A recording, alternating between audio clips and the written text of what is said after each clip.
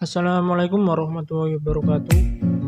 Sebelumnya perkenalkan, nama saya Faris Alfarizal, NIM 6101419044 dari Rombel Petikar A 2019, mata kuliah Pendidikan Kesehatan. Kali ini saya akan membahas terkait materi pembelajaran, yaitu bahaya narkoba dan cara penanggulangannya.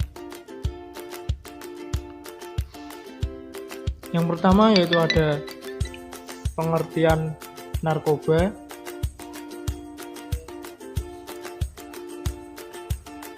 Pengertian narkoba atau narkotika dan obat-obatan atau narkotika adalah zat atau obat baik yang bersifat alamiah, sintetis, maupun semi-sintetis yang menimbulkan efek penurunan kesadaran, halusinasi, daya rangsang, serta menyebabkan kecanduan. Selanjutnya yaitu ada jenis-jenis narkoba. Untuk jenis-jenis narkoba ini bisa dilihat pada gambar kali ini, yaitu ada ganja, sabu, ekstasi, triklona, alprazolam, triak, tembakau gorila, dan musro. Untuk jenis-jenis narkoba atau narkotika dan obat-obatan, kandungan yang terdapat pada narkoba tersebut memang bisa memberikan dampak yang buruk bagi kesehatan jika disalahgunakan. Menurut Undang-Undang tentang Narkotika, jenisnya dibagi menjadi 3 golongan berdasarkan pada risiko ketergantungan. Yang pertama yaitu narkotika golongan 1. Narkotika golongan 1 seperti heroin, ganja, opium, dan kokain sangat berbahaya jika dikonsumsi karena berisiko tinggi menimbulkan efek kecanduan. Untuk narkotika golongan 1 bisa dilihat pada gambar yang tertera tersebut. Yang kedua yaitu ada narkotika golongan 2. Sementara narkotika golongan 2 bisa dimanfaatkan untuk pengobatan asalkan sesuai dengan resep dokter.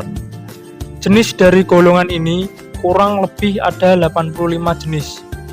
Beberapa di antaranya seperti morfin, petidin, fentanil, dan lain-lain. Golongan 2 juga berpotensi tinggi yang menimbulkan ketergantungan. Contohnya bisa dilihat pada gambar tersebut, yaitu ada morfin, petidin, serta fentanyl. Yang ketiga yaitu ada narkotika golongan 3. Dan yang terakhir, narkotika golongan 3 memiliki risiko ketergantungan yang cukup ringan dan banyak dimanfaatkan untuk pengobatan serta terapi. Seperti yang sudah disebutkan di atas, ada beberapa jenis narkoba yang bisa didapatkan secara alami, namun ada juga yang dibuat melalui proses kimia. Jika berdasarkan pada bahan pembuatannya, jenis-jenis narkotika tersebut diantaranya adalah 1. Narkotika jenis sintetis. Jenis yang satu ini didapatkan dari proses pengolahan yang rumit. Golongan ini sering dimanfaatkan untuk keperluan pengobatan dan juga penelitian. Contoh dari narkotika yang bersifat sintetis seperti amfetamin, metadon, dekamfetamin, dan sebagainya. Dan bisa dilihat pada gambar tersebut, yaitu ada narkotika jenis sintetis, yaitu ada amfetamin, metadon, dan dekamfetamin. Yang selanjutnya yaitu ada narkotika jenis semi-sintetis. Untuk pengolahan menggunakan bahan utama berupa narkotika alami yang kemudian diisolasi dengan cara diekstraksi atau memakai proses lainnya. Contohnya adalah morfin, heroin, kodein, dan lain-lain.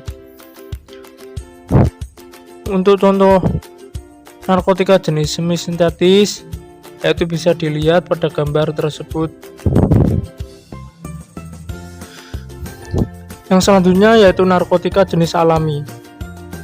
Ganja dan koka menjadi contoh dari narkotika yang bersifat alami dan langsung bisa digunakan melalui proses sederhana. Karena kandungannya yang masih kuat, zat tersebut tidak diperbolehkan untuk dijadikan obat. Bahaya narkoba ini sangat tinggi dan bisa menyebabkan dampak buruk bagi kesehatan jika disalahgunakan. Salah satunya akibat fatalnya adalah kematian. Yang selanjutnya yaitu ada bahaya narkoba pada hidup atau kesehatan.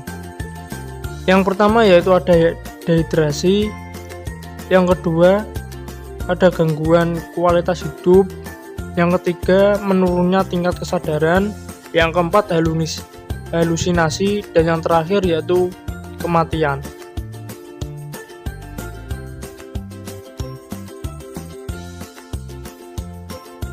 Selanjutnya yaitu ada pencegahan penyalahgunaan narkoba.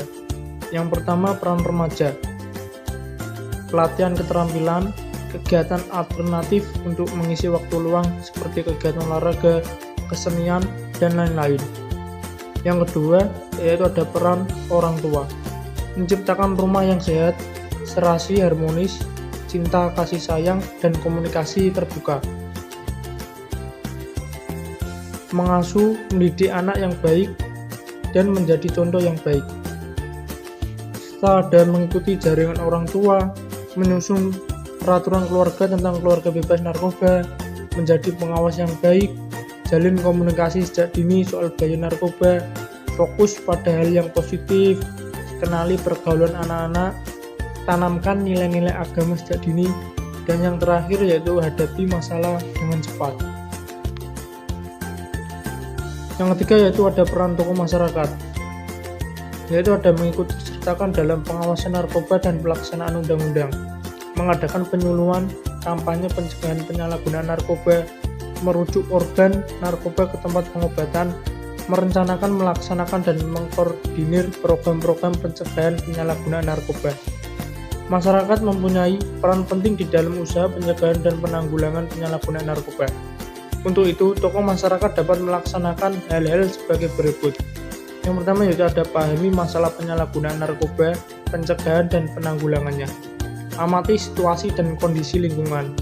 Dalam potensi masyarakat yang dapat membantu pelaksanaan penanggulangannya, terutama orang tua, para remaja, sekolah, organisasi sosial dalam masyarakat di sekitar lingkungan. Arahkan, dorong, dan kendalikan gerakan masyarakat tersebut. Cara menggerakkan masyarakat dengan tahap-tahap sebagai berikut. Yang pertama yaitu ada tatap muka dan berbicara secara terbuka maksud gerakan tersebut. Yang kedua yaitu adakan rapat untuk menyusun program kerja. Yang ketiga yaitu ada libatkan tokoh-tokoh masyarakat, organisasi sosial, tokoh agama, dan potensi-potensi masyarakat yang ada.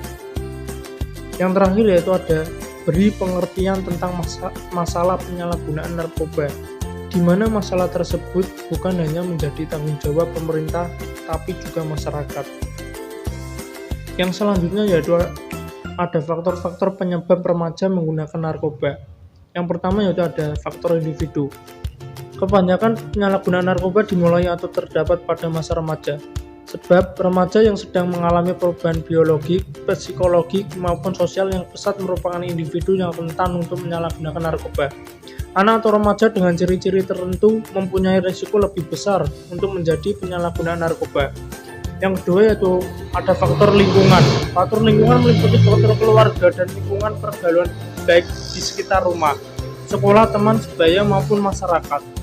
Faktor lingkungan yang ikut menjadi penyebab seorang anak atau remaja menjadi penyalahgunaan narkoba antara lain adalah komunikasi orang tua anak kurang baik, hubungan dalam keluarga kurang harmonis atau disfungsi dalam keluarga, orang tua bercerai, berselingkuh, atau kawin lagi, orang tua terlalu sibuk atau tidak acuh, orang tua otoriter atau serba melarang, orang tua yang serba membolehkan atau permisif.